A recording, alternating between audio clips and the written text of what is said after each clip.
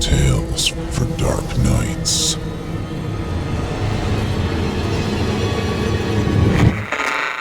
Want to make sure you never miss a Chilling Tales for Dark Nights video again? Be sure to subscribe and hit that bell to turn on notifications.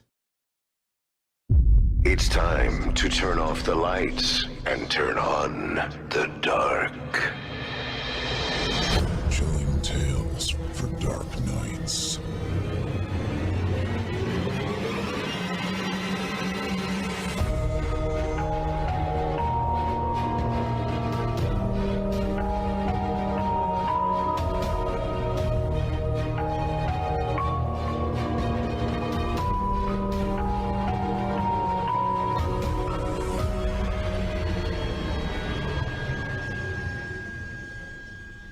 Good evening, listener. You're listening to Chilling Tales for Dark Nights. On tonight's edition, we invite you to leave behind your safe reality and descend with us into the frightening depths of the most terrifying imaginations with 2 audio adaptations of frightening fiction about shady shots and prophetic photographs. I'm your host, Steve Taylor, and tonight I'll be your guide as we traverse the dimly lit corridors of your darkest dreams. Joining us tonight to help bring to life the frightening fiction of Micah Edwards and N.M. Brown are voice talents Luis Bermudez, Olivia Steele, and Melissa Exelberth. Now, get your ticket ready, take your seat in our theater of the minds, and brace yourself. It's time to turn off the lights and turn on the dark.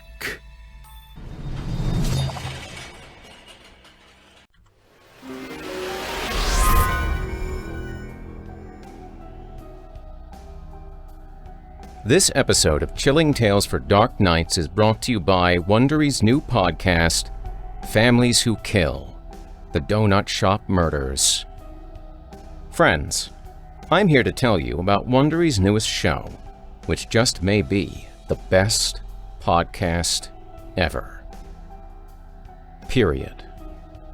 Never before has there ever been a superior podcast, and I expect that there will never be one after. We have reached end of podcast history status. Chilling Tales is pretty good too. Hey, you got 2 ears. You can listen to them both, right? Of course I'm right. But when you're looking for true crime, Wondery is your one-stop shop for captivating content. And Families Who Kill: The Donut Shop Murders is their latest must-hear miniseries. I mean, that title is kind of a miniseries in and of itself. Lots of syllables. But get this. In the era of one of the most heinous serial killers of all time, one murderous crew went curiously unnoticed. The McCrarys committed countless abductions, murders, robberies, and created general mayhem wherever they went. In The Donut Shop Murders, you'll hear the whole story of Sherman McCrary and his son-in-law Carl, a murderous duo whose tendencies become worse than the sum of their parts. 2 sociopathic grifters, accustomed to small-time crimes, cross a red line at a sleepy donut shop and never turn back. You'll follow them through their rampage and join the diligent detective who tracked them across the country. I like Wondery's Families Who Kill: The Donut Shop Murders. Nay, I love it. Something I'm really enjoying about this show is the taped confessions of one of the killers given while he was serving a life term in Colorado. It's not only captivating, but a real study in psychopathy. Both of these nuts trying to blame it all on the other guy. You'll hardly believe your ear. Not both ears. You're using the other one for Chilling Tales for Dark Night, but the one that you got this one plugged into, well, you just won't believe it. With Wondery's podcasts, you're always in for an adventure. Your commute becomes an adventure. Your workday becomes an adventure. Some time on the elliptical becomes an adventure. Shoveling your driveway becomes an adventure. Picking up dog shit becomes an adventure. pop on the Donut Shop Murders and go to picking up the shit with lunatic Sherman and Carl. Just don't slip on the dog shit. Keep your eyes at your feet. You don't need your eyes to listen to this. It's a podcast. You just need one ear. Trust me, I'm only on episode 2 and this show has already knocked me off my feet. Or I just slipped into dog shit. But if I did slip into dog shit, it was the result of me being knocked off my feet in my ear and not paying attention to where my foot went. From our friends at Wondery, who brought you such gems as Dr. Death, Dirty John, The Shrink Next Door, and Over My Dead Body. Follow Families Who Kill, The Donut Shop Murders on Apple Podcasts, Amazon Music, or you can just binge all the episodes ad-free by subscribing to Wondery Plus in Apple Podcasts or the Wondery app. I subscribed. I was wondering what all the chat was about, and now I know. And sometimes, I wonder why I didn't do it sooner. Thank you for your support, and for supporting the sponsors that make this show possible.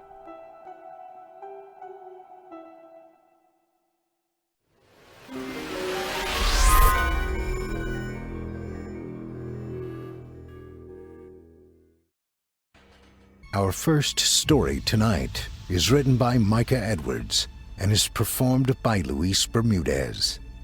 In the new world that we live in, decisions are more difficult than ever. There are hundreds of professional opinions, all from proclaimed professionals. We'll see what happens when someone chooses the wrong one. Without further ado, I present to you Dambraka.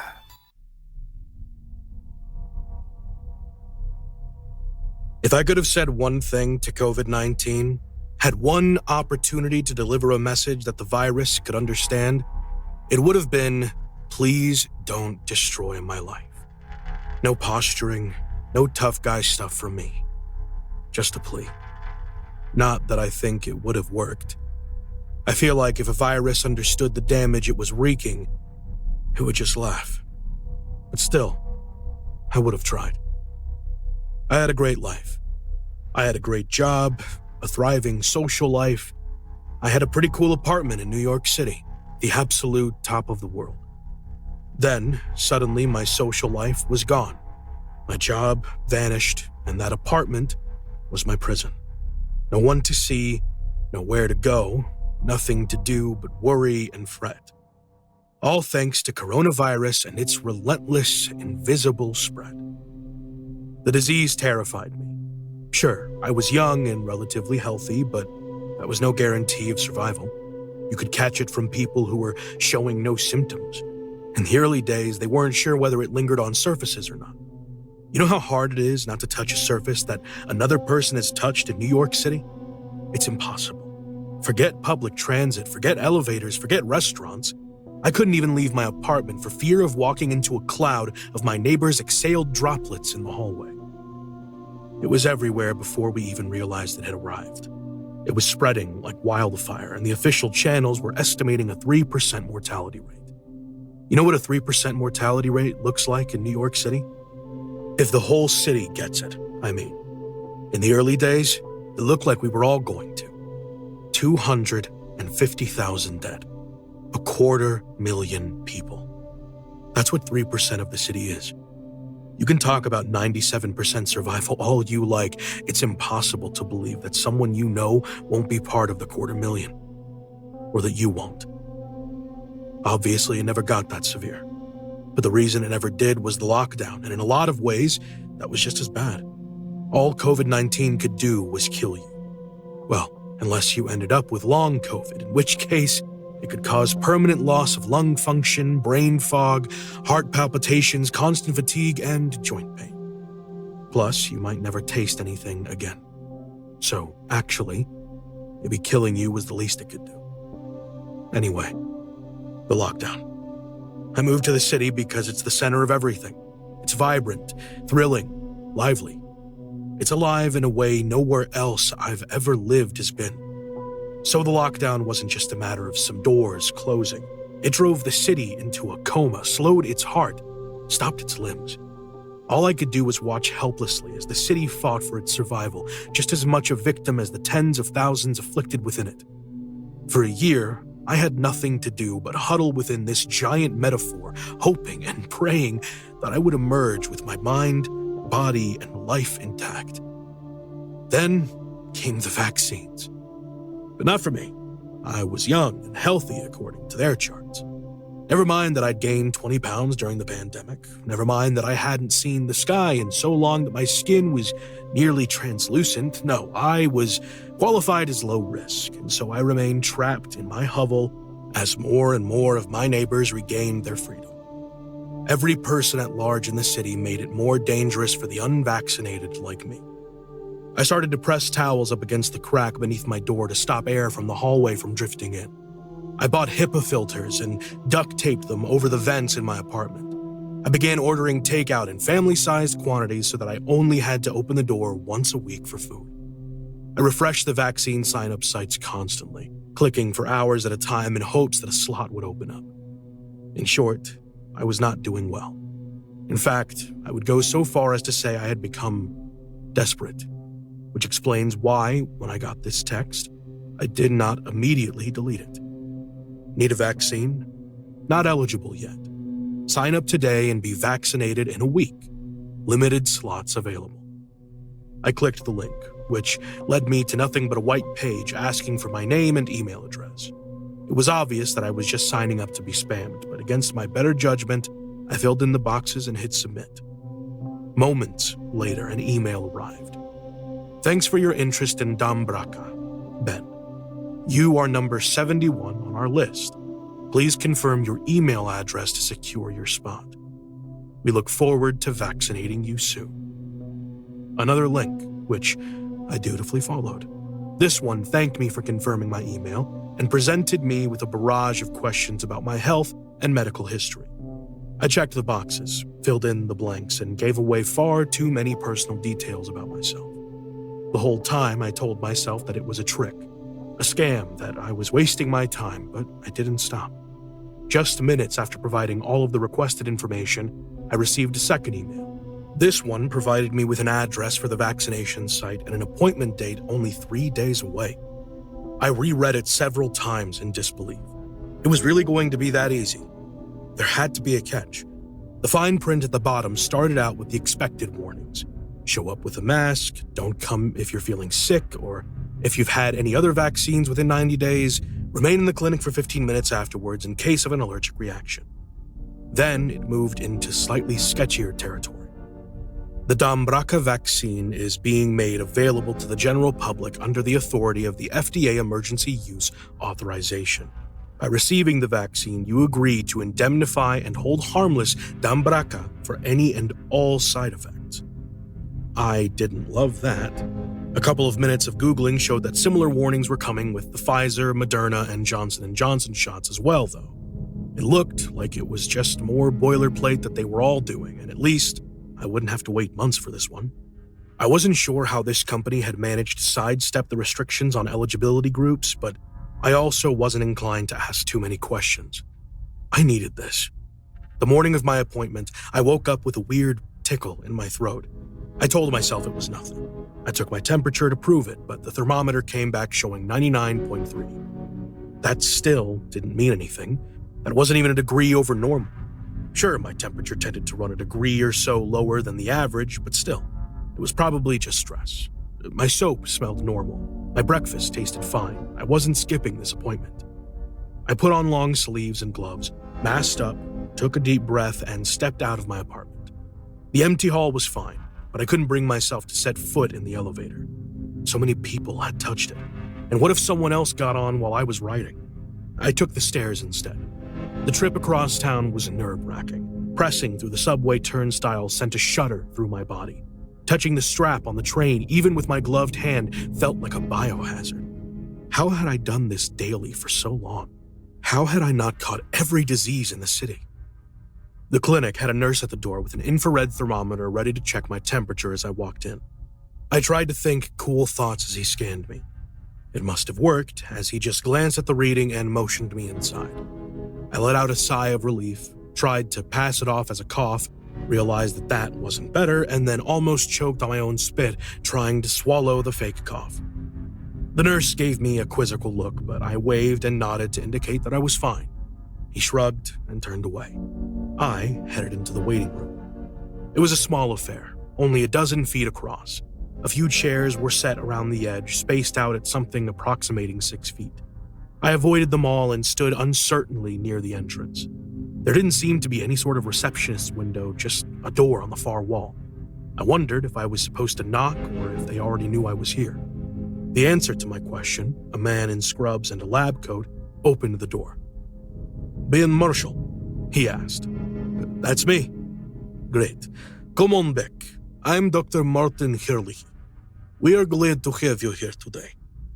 He led me down a short hallway and into a lab no larger than the waiting room. It was divided into cubicles by a number of paper drapes hanging from the ceiling. Dr. Hurley directed me into the nearest one, which contained 2 plastic chairs and a small metal cart. "Have a seat," suggested Dr. Hurley, taking one of the chairs. I sat down in the other and began to awkwardly roll up my long-sleeved shirt as the doctor filled a syringe from a small vial. "Okay, this will only take a minute," he said, swabbing my skin with an alcohol wipe. I had to keep from flinching. It was the most contact I'd had with another person in a year. He misinterpreted my reaction and gave me a small smile. "Don't worry, we are not even to the needle yet. It won't be any worse than that, though, I promise you." With a practiced motion, he slid the small metal point into my arm and depressed the plunger. "See? Simple as can be. Now just wait in the lobby for 15 minutes and you'll be free to go." "Will there be other people in there?" I asked nervously, thinking of the cramped quarters. "In 2 weeks, you won't have to ask those questions anymore," laughed Dr. Hurley. "But no, there'll be no one else there. We've staggered the appointments so that we only have one person in at a time. The last thing we need is someone catching the disease they came here to get safe from." That small cough tickled at the back of my throat again, trying to get out. I realized that I really ought to be more concerned about other people catching something from me right now than vice versa.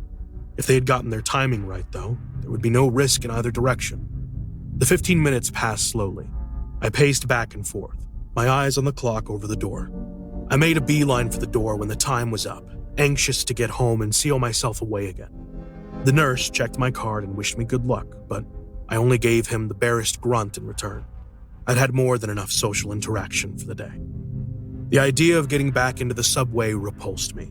I started to flag down a taxi, but as it pulled to the curb, I saw the driver putting on his mask and realized that he'd been driving around without it on, filling the air in the tiny cabin with his germs. I shook my head and waved him away. He gave me the finger as he pulled back into traffic. I didn't care what he thought of me. I just didn't want his diseases. When I got home, I stripped off the clothes I'd been out in and stuffed them into a garbage bag, then double-bagged it for safety. I took a hot shower and scrubbed myself down thoroughly. The rising steam made me cough. I could feel it deep in my chest. Had I gotten the vaccine too late? Where could I have picked the virus up from? Maybe the vaccine would take the virus out anyway. I took my temperature after the shower. It was 101.3, but that might have just been from the hot water. I tried again an hour later, but it had only dropped to 100.9. I felt feverish, achy. I told myself it was side effects from the vaccine. I hoped I was right. As the day went on, I felt worse and worse. My fever spiked. My arm throbbed where I'd gotten the shot. I was racked with strange cramps. I wanted to see if my symptoms were normal, but my phone was charging across the room and I was too tired to get up off the couch to go get it. Eventually, I fell asleep on the couch, only to awaken sometime in the early evening with a pressing, immediate need to vomit. I tumbled off the couch, landing heavily on my knees and lurching to my feet. I staggered down the hallway, praying I'd make it to the bathroom in time. I flipped open the lid of the toilet and fell in front of it, hands gripping the rim. Saliva flooded my mouth and my stomach lurched like the entire organ was trying to fling itself to safety. Next thing I knew, I woke up, curled up, naked on the bathroom floor. I checked my head for a lump, assuming I must have hit it on the toilet, but there was nothing. In fact, I felt fine all over. I was covered in a cold, gelatinous sweat, but my body no longer ached and my fever was gone. Even the tickle in my throat was absent. Whatever this Dambraka vaccine was, it worked fast. I was starving, though. Possibly literally. My stomach felt like it had never contained food before. I wiped myself down with a towel, getting the worst of that cold sweat off of me, and made my way down the hallway to the kitchen, using the wall for support. My legs were weak and shaky, and my arms felt rubbery. I sat down, cross-legged in front of the refrigerator, and began to eat. I still had 2 or 3 days worth of leftovers from the last time I'd ordered takeout, but it disappeared within minutes. I shoveled it into my face without so much as a utensil. When the food was gone, I licked the container and sat back with a sigh. It was an amazing improvement. With my hunger sated, my mind was free to turn to other, less pressing thoughts, like, why was I naked? I puzzled over this as I rinsed off at the sink. I'd gotten dressed again after my shower. I'd still been wearing those clothes when I'd fallen asleep on the couch, so I definitely had them on when I ran to the bathroom to throw up. I must have taken them off at some point, but they weren't in the bathroom. Had I gone to bed, then felt sick again and returned to the bathroom? I didn't remember doing that, but obviously something had happened. I headed for the bedroom, figuring that maybe if I found where I'd put my clothes, I'd remember how they'd gotten there. I flipped on the light and stopped stock still in shock. My clothes were in the bed, and wearing them was me. I looked terrible. I was pale and sweaty, and judging by how I was tangled up in the sheets, I'd been thrashing around in my sleep. But it was definitely me. I recognized myself anywhere. The me in the bed opened his eyes, saw me standing in the doorway, and groaned. Hallucinations now? He threw a pillow at me.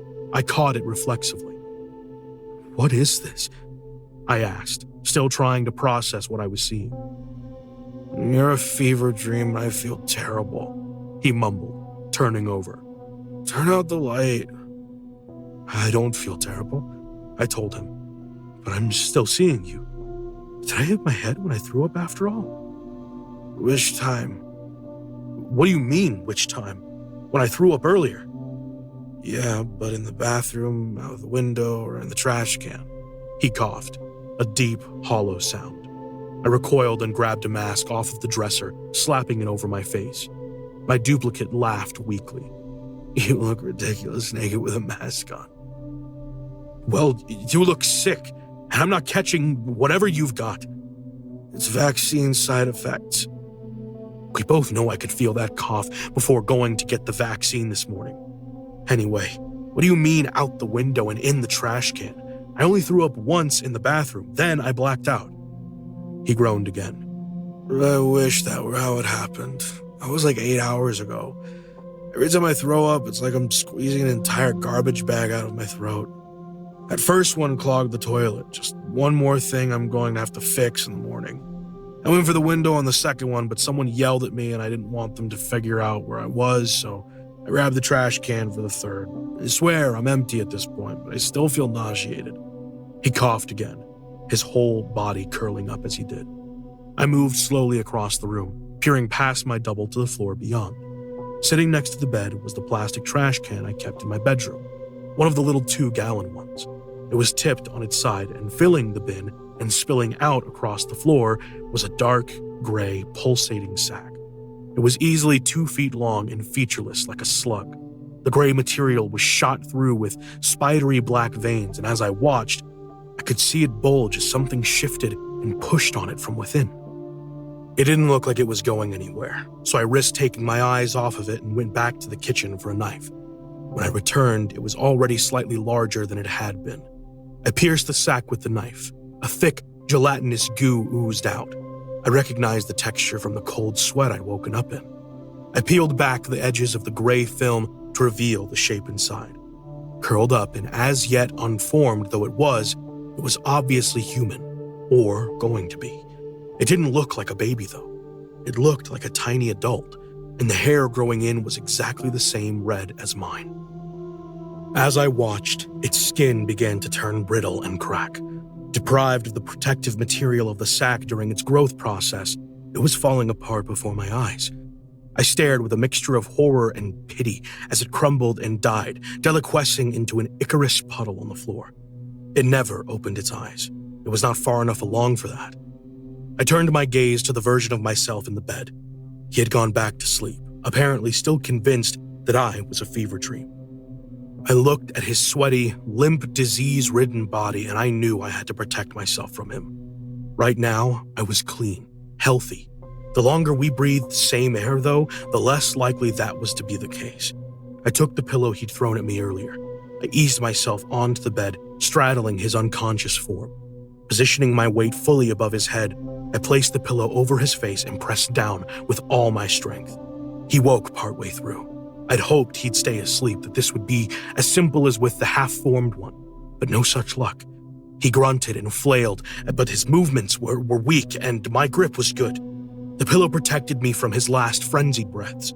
I kept it in place for several minutes afterward to make sure both that he was dead and that no last viruses could escape into the air. Afterward, I opened the window to air out the apartment. Looking out into the alley, I remembered he had said he'd thrown up a third time outside. It was a long drop down. I tried to tell myself that it couldn't possibly have survived the fall. I knew, though, that I was going to have to go down and check.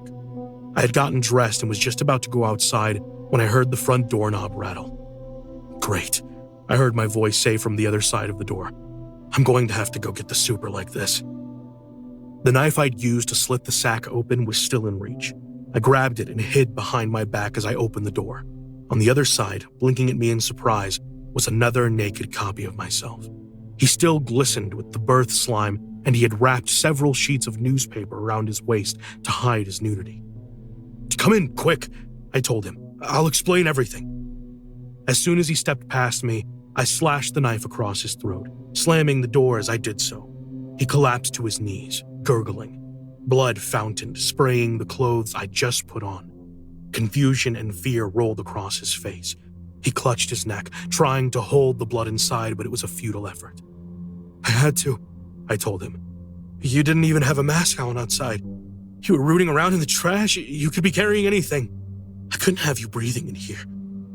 I used the towel I'd had blocking the front door to sop up the mess. I dragged the bodies into the bathroom while I figured out what to do about them. I probably have to cut them up to get them out of here. It's fine. I've got 2 more weeks of isolation. It'll make a good final quarantine project. Symbolically, it feels right. I'm getting rid of the old me to make room for the new. A lot of folks are going to be doing that in the coming days. Most of them just won't need quite so many dumpsters to manage it.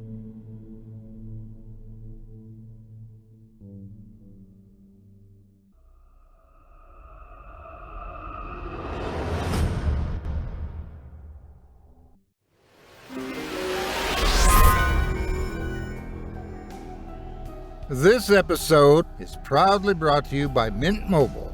Winter holidays, New Year's especially, can be a very tricky time of year. It's a known but undiscussed fact that Christmas time is, in fact, some people's least favorite time of the year due to the financial fallout. With the season of spending over with, it seems like an appropriate time to downsize bills, starting with your phone plan. That's where Mint Mobile comes in. For people looking for extra savings this year, Mint Mobile offers premium wireless for just $15 a month. Saving money doesn't always have to mean sacrificing or going without. Our network assistant got her teenager a Mint Mobile account and couldn't be happier with it. Also, by going online only and eliminating the traditional cost of retail, Mint Mobile passes significant savings on to you. All plans come with unlimited talk and text, plus high-speed data delivered on the nation's largest 5G network. Use your own phone with any Mint Mobile plan and keep your same phone number along with all your existing contacts. To get your new wireless plan for just $15 a month and get the plan shipped to your door for free, go to mintmobile.com/dark. That's mintmobile.com/dark. Cut your wireless bill to $15 a month at mintmobile.com/dark. Thank you for your support and for supporting our valuable sponsors.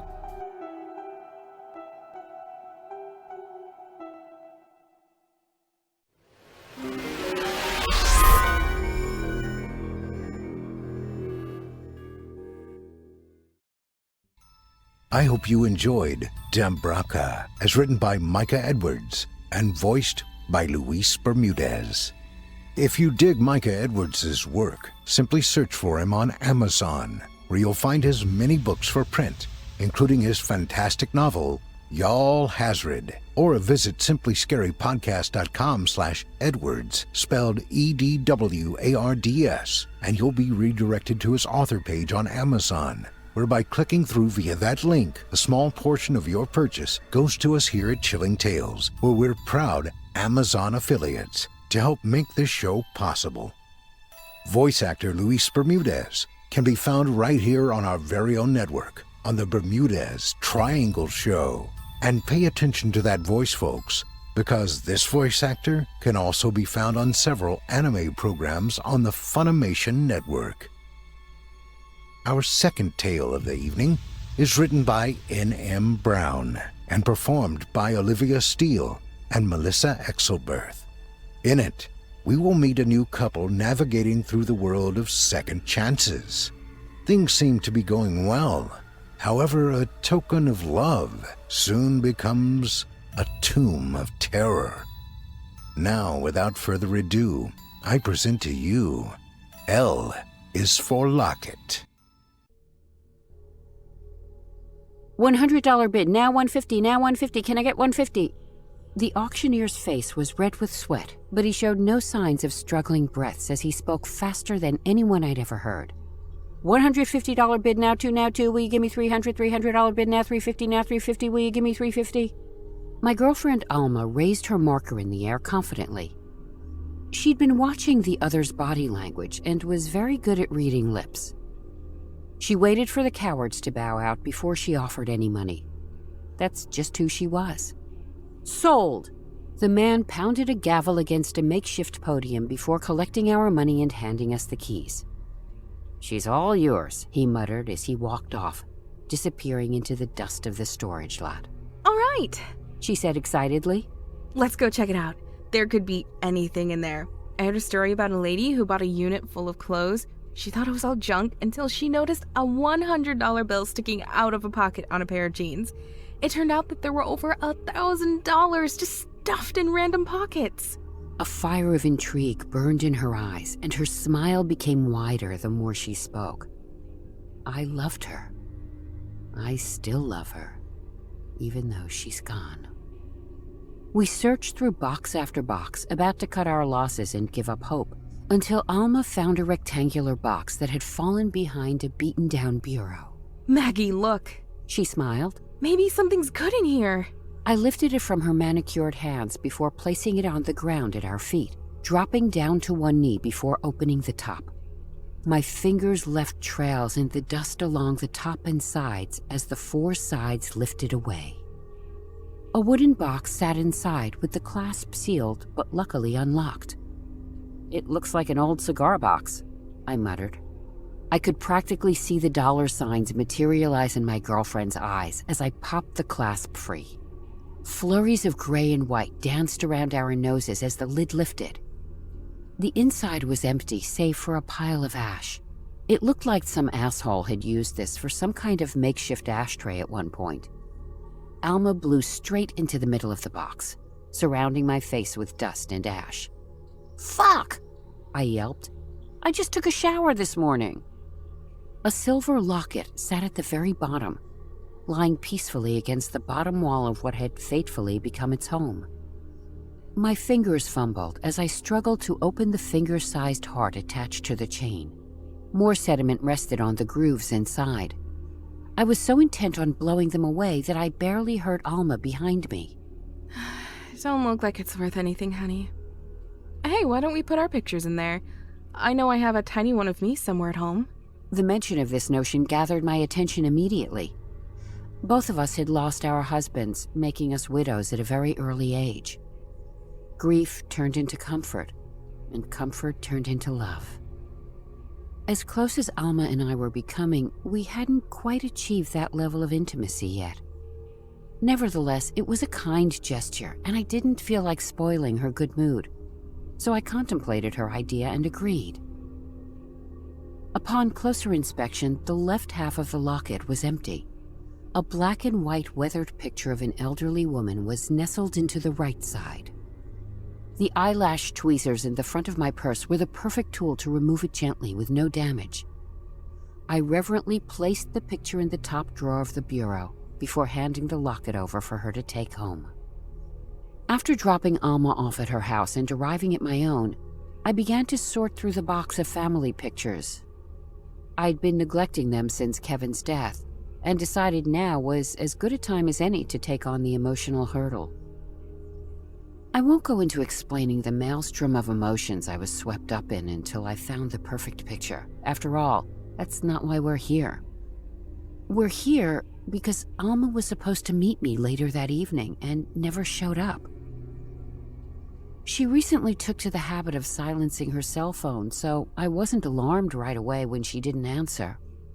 I sat at that diner for over an hour waiting before deciding to stop over at her house. We didn't live that far away from each other, and I figured, worst case scenario, she had laid down to take a nap and ended up sleeping through our date. A myriad of smells consumed me the moment I let myself into her front door, confirming the gnawing feeling possessing my gut that something was wrong. Sweet undertones of copper and charcoal clashed against sulfur, reminding me of death, shit, and brimstone. My eyes watered in protest, as if trying to shield my vision from what it was about to behold. My assumption was, unfortunately, half right. She did lay down for a nap. However, it's not entirely fair to say that was the reason she'd inadvertently stood me up. The skin that had once been so soft and beautiful now resembled a blown-out end of a burned hot dog. Tears of disgust turned to those of sorrow as I knelt next to her charred body. None of the rest of the room was touched by flame, including the locket which was now laying against the blackened bones of her neck. I was surprised to see that even the edges of her bedspread remained pristine in their original color. It was as if she was incinerated on the spot.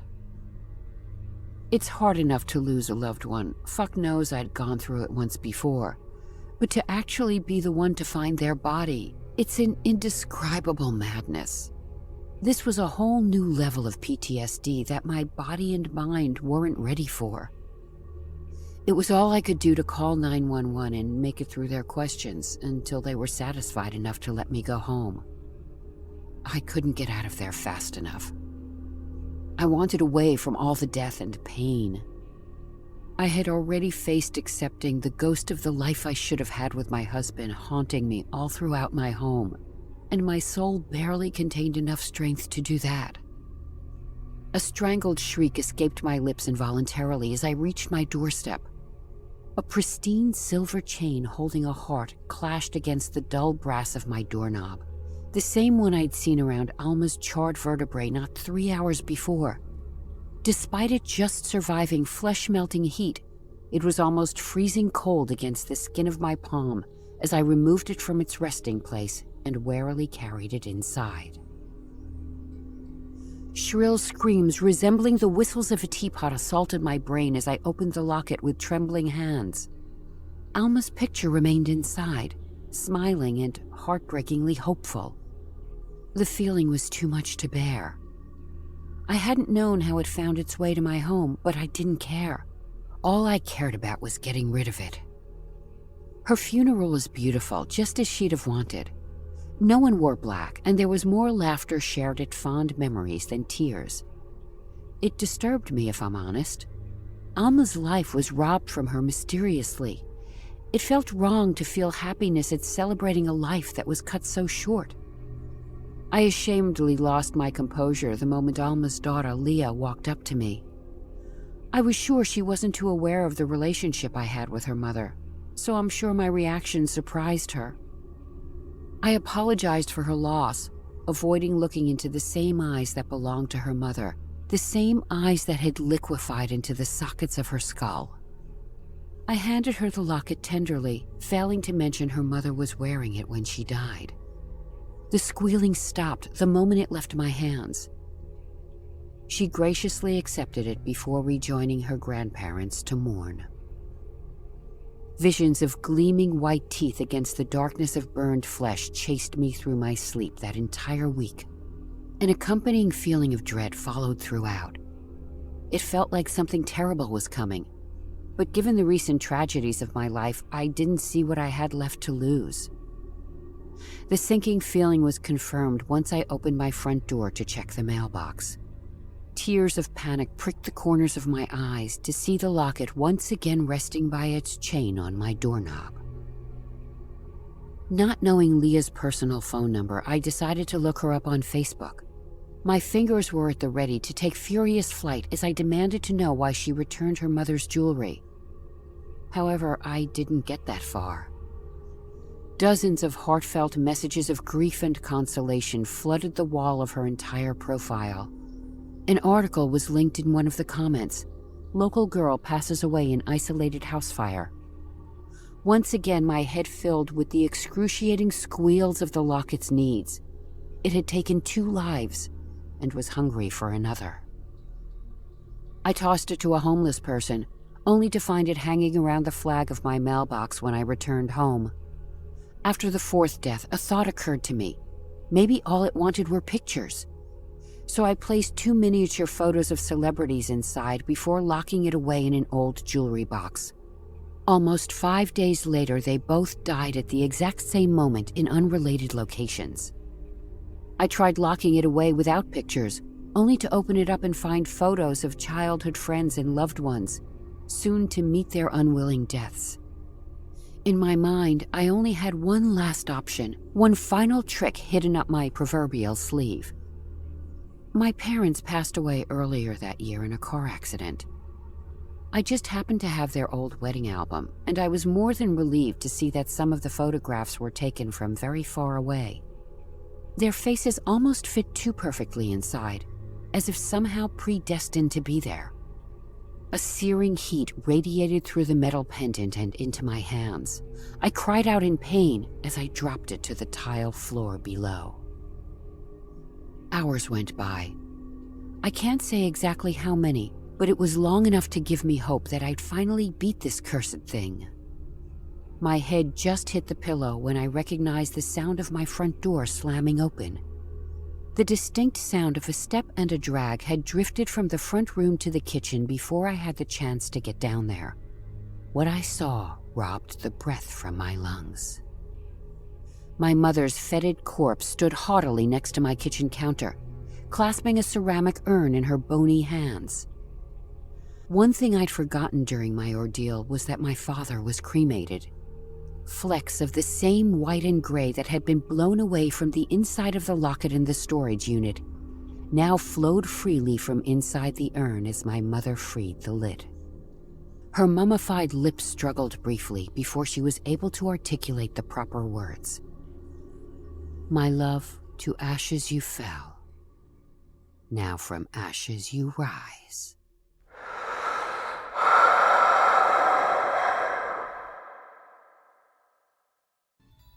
I hope you enjoyed L is for Locket, as written by N.M. Brown and voiced by Olivia Steele and Melissa Axelberth. To find more of award-winning author N.M. Brown, visit simplyscarypodcast.com/Brown, spelled BROWN, and you'll be redirected to her author profile on creepypastastories.com, as well as her Amazon page. As a reminder, voice actress Olivia Steele's work can be found on the official Chilling Tales for Dark Nights YouTube channel. Olivia Steele also has her own YouTube channel, Scarily Olivia. Be sure to check her out when you can. I assure you, you won't be disappointed. Voice actress Melissa Axelberth's vocal talents can also be found right here on our very own YouTube channel, as well as on her website, melissaaxelberth.com. Be sure to let them know you heard them here. You won't be sorry that you did. Now, our weekly descent into the depths has just about come to a close. But before we go, I'd like to take a moment to thank you for joining us for tonight and remind you to take a moment to stop by our iTunes page and leave Chilling Tales for Dark Nights a 5-star review and a kind word. And follow us on Facebook, Twitter, and Instagram if you haven't already. And of course, Subscribe to us on YouTube, where you can find an archive of our work going back to 2012. And consider signing up as a patron at our website, chillingtalesfordarknights.com, to show your support and get all of our content ad-free. I'm your host, Steve Taylor, and it's been a pleasure. Tune in again next week as we once again turn off the lights and turn on the dark. Sweet dreams, listener. Sweet dreams.